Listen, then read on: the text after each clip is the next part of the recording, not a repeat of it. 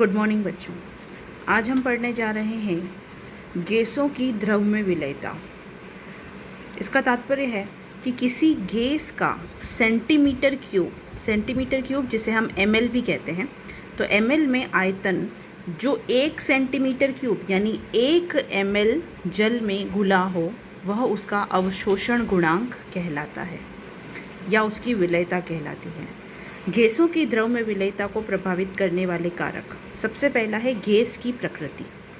Gas की प्रकृति में हम देखेंगे कि वे गैसें जो विलायक के साथ में क्रिया करती हैं वह उसमें अधिक घुलनशील होती है, जैसे NH3 यानी अमोनिया, HCl यानी हाइड्रोक्लोरिक गैस तथा SO2 सल्फर डाइऑक्साइड जल से क्रिया करती है और क्रमशः, जैसे NH3 सबसे पहले था तो क्रमशः मीन्स NH3 H2O से क्रिया करके NH4OH बनाती है, HCl H2O से क्रिया करती है और उसके अंदर घुलनशील हो जाती है, विलय हो जाती है और HCl लिक्विड फॉर्म में आ जाती है तथा SO2 गैस जल से मिलकर के H2SO4 बनाती है।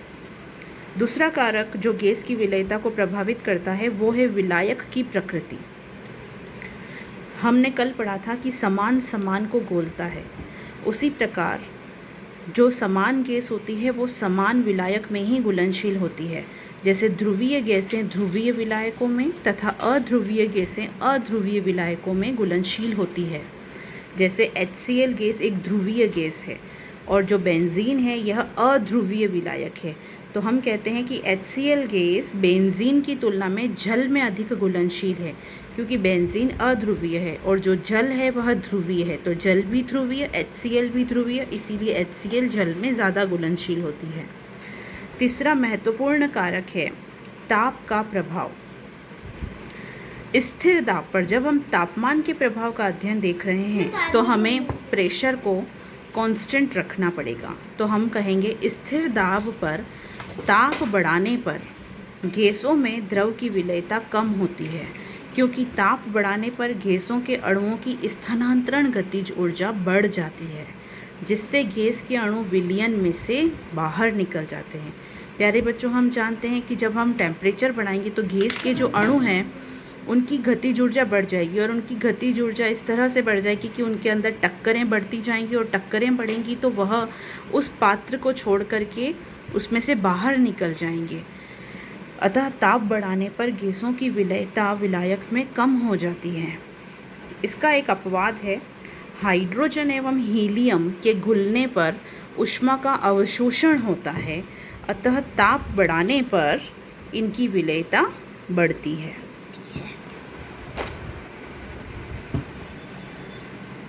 चौथा कारक है दाब का प्रभाव। ये बहुत इम्पॉर्टेंट है।